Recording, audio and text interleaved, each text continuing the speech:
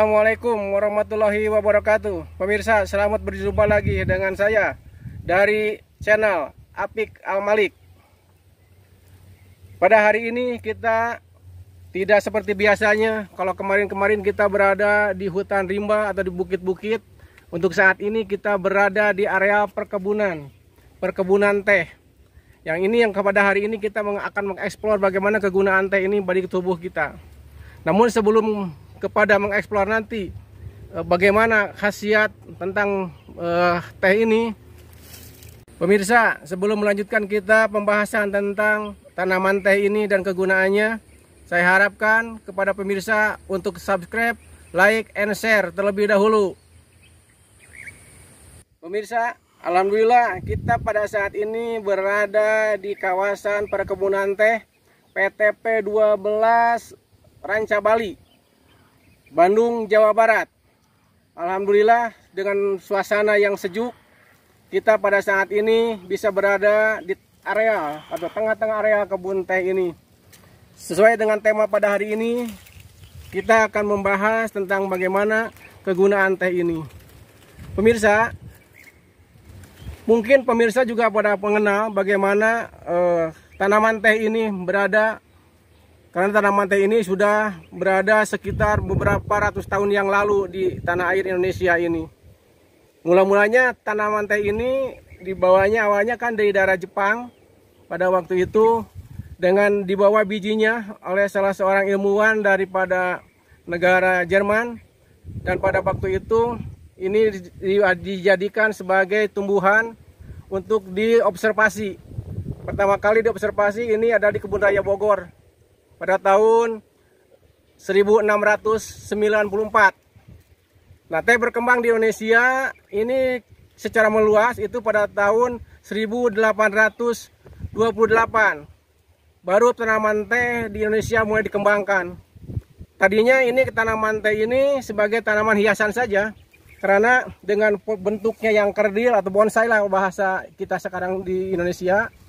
Nah, ini sebetulnya ini kalau dibiarkan tanaman teh ini bisa mencapai ketinggian sampai 9 meter. Nah, karena kita dibutuhkannya adalah pucuk-pucuknya ini, maka dengan metode yang ada pada saat ini bahwa tanaman teh ini dikerdilkan dan diambil pucuknya. Nah, ini di Indonesia mulai pertama kali disemaikan atau ada demplotnya itu adalah di daerah Garut, gitu. Di daerah Garut dulu awalnya, di Cisurupan, tepatnya Cisurupan, daerah Garut, Kabupaten Garut. Nah, dikembangkan sampai Kabupaten Purwakarta pada tahun 1828. Nanti dikembangkan lagi di daerah Ciwidey, yaitu daerah Gambung. Maka di Gambung pada saat ini ada semacam balai penelitian teh dan kina, gitu kan. Nah, ini maka sangat relevan sekali bahwa ini Kebun Ranca Bali ini merupakan PTP milik pemerintah. Nah, kita pada saat ini teh menjadi bagian daripada kehidupan kita. Mungkin saudara-saudara tahu bagaimana khasiat atau misalkan bagaimana atau pernah merasakan bagaimana minum teh. Karena kalau di daerah Eropa, utamanya di Inggris, ini menjadi minuman tertentu. Teh ini menjadi minuman daripada kaum bangsawan Inggris.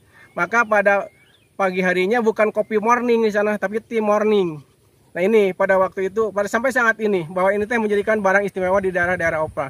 Nah, di daerah kita ini menjadi hal yang biasa kayaknya, karena di kita banyak tanaman tehnya, terutama ini biasa tumbuh di ketinggian antara 200 sampai 2000 meter di atas permukaan laut.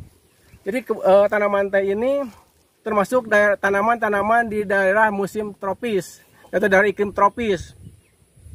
Nah, ini kebetulan kita berada di Ranca Bali yang merupakan PTP 12 ini. Mari kita akan mengekspor atau menggali bagaimana kegunaan teh ini.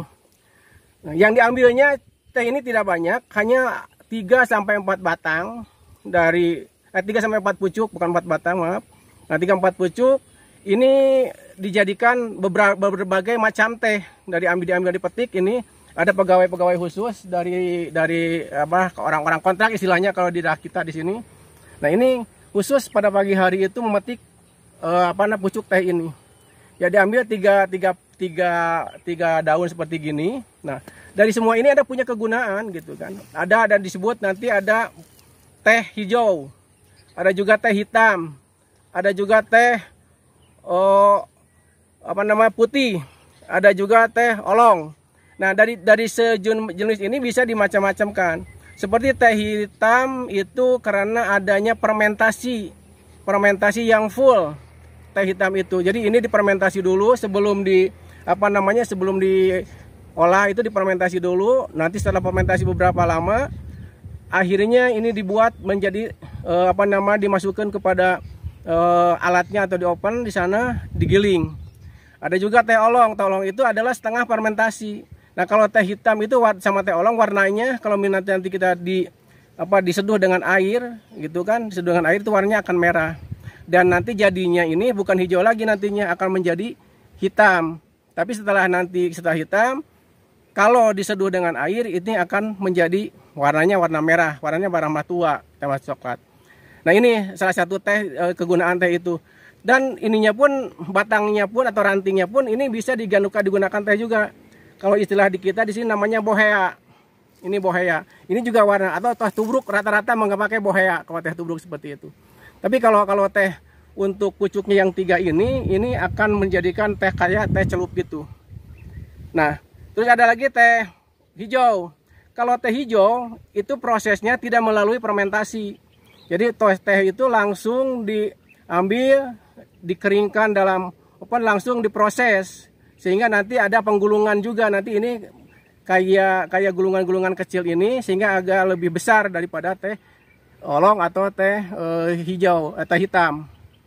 Jadi itu kegunaan bentuk-bentuk atau produk-produk turunan dari teh ini, kan gitu.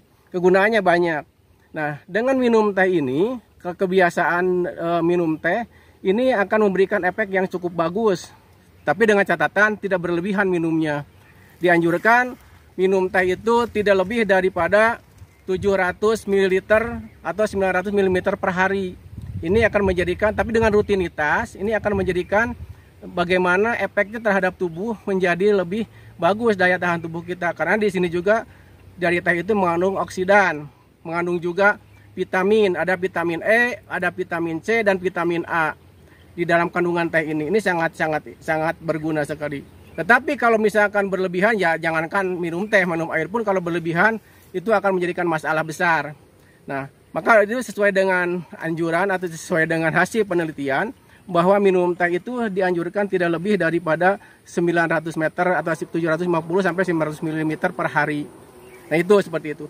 Dan waktu penyeduhannya pun supaya nanti ini teksturnya maupun kandungan gizinya tidak hilang, ini ada temperatur tersendiri, Jadi seperti tadi, untuk teh hitam itu sama teh olong itu suhu air itu antara 100 derajat Celcius. Tapi kalau untuk teh hijau itu sekitar 80 derajat Celcius. Jadi dengan temperatur itu tidak akan hilang kandungan gizinya dan unsur-unsur yang ada di dalamnya ini. Sehingga akan bermanfaat bagi kebutuhan tubuh kita. Nah, sehingga apa yang diharapkan karena kita orang-orang Indonesia sudah biasa minum teh ini, tapi dengan teratur ini akan memberikan efek yang sangat bagus. Karena ini bisa mengurangi gejala-gejala kanker salah satu diantaranya. Tapi dengan catatan ini harus rutin.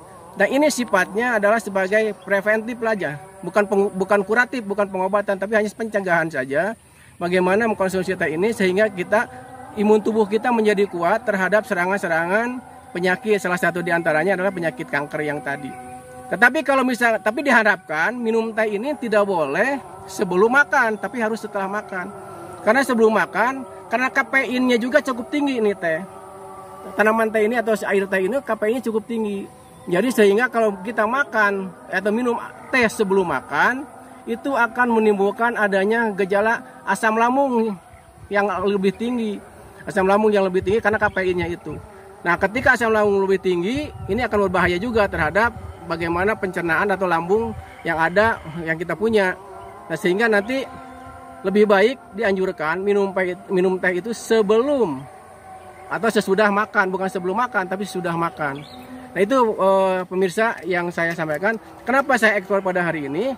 Karena mungkin sadari atau tidak sadari bahwa teh ini sudah dikenal di masyarakat. Tetapi tentang kandungan gizi, tentang bagaimana fungsi dan manfaatnya, kemungkinan tidak semua tahu. Maka oleh karena itu saya sampaikan pada hari ini, mudah-mudahan bisa mengedukasi dan menjadikan referensi atau bisa akan menjadi kebiasaan yang tadinya tidak pernah minum teh, jadi terbiasa minum teh atau mencoba untuk bisa minum teh. Bagaimana kita untuk memberikan asupan atau minuman terhadap tubuh kita sendiri. Otomatis dengan rutinitas kita minum teh ini setidaknya akan menjadikan imun tubuh kita menjadi kuat terhadap serangan-serangan atau mengurangi serangan-serangan penyakit kanker. Itu salah satu diantaranya. Atau banyak kegiatan kegunaan-kegunaan lagi, kegunaan-kegunaan lain yang lainnya. Seperti tadi disebutkan ada vitamin E-nya, ada vitamin C-nya, dan ada vitamin A-nya. Otomatis di kita ini terhitung tidak terlalu mahal kalau dijual pun, karena kan kalau di kita kan banyak, ada pabriknya, ada perkebunannya yang mahal. Atau kalau setelah menjadi ekspor, ini kan ini komoditas ekspor nih. Kalau di ekspor jelas nilai-nilainya, nilai nominalnya akan lebih tinggi lagi. Nah, saya harapkan kepada rekan-rekan menjadi tahu bahwa ini banyak di lingkungan kita atau di daerah-daerah kita yang bisa dimanfaatkan dari kegunaan tanaman teh ini. Mungkin itu pemirsa, semua untuk sekedar improvisasi sebagai input atau sebagai masukan dari kami. Jangan lupa dukung terus channel kami Apik Al-Malik Sehat, supaya kami bisa memberikan informasi-informasi lagi tentang tumbuhan-tumbuhan sehat yang lainnya atau tumbuhan-tumbuhan herba yang lainnya kepada pemirsa, supaya kami bisa berkembang dan memberikan informasi-informasi yang lebih baik lagi kepada pemirsa. Demikian pemirsa penjelasan dari kami, mudah-mudahan ini bermanfaat bagi pemirsa, terutama bagi saudara-saudara yang mungkin di daerahnya tidak terdapat perkebunan teh dan susah mencari kebun teh. Ini mudah-mudahan menjadi referensi, membiasakan diri untuk bisa minum teh, karena ini khasiatnya sungguh banyak, sangat banyak, dan ini menjadikan minuman-minuman yang bisa sangat-sangat berguna bagi tubuh kita. Mungkin itu, namun sebelumnya supaya lebih jelas lagi, nanti para pemirsa bisa melihat di layar deskripsi kita. Nanti di situ akan dijelaskan bla bla blanya seperti apa, gitu kan, dari kegunaan, dari historiskalnya dan yang lainnya. Nanti di situ akan ada. Jadi pemirsa kalau lebih lanjut tentang keterangannya nanti lihat di deskripsinya itu. Demikian pemirsa yang saya sampaikan pada saat ini, mudah-mudahan menjadi edukasi bagi kita semua. Salam sehat. Assalamualaikum warahmatullahi wabarakatuh.